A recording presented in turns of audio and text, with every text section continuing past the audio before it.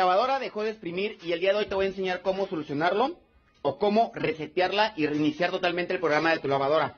Esta es una Maytag, pero esta también funciona para Whirlpool y varias lavadoras. Así que no olvides comentar aquí la marca de tu lavadora y con gusto te puedo ayudar a decirte cómo resetearla.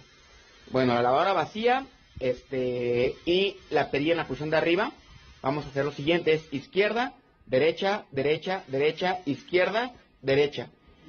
Una vez que prendan todos los foquitos de esta manera, vamos a girar la perilla nuevamente para la derecha hasta que prenda el foquito de enjuague. Así.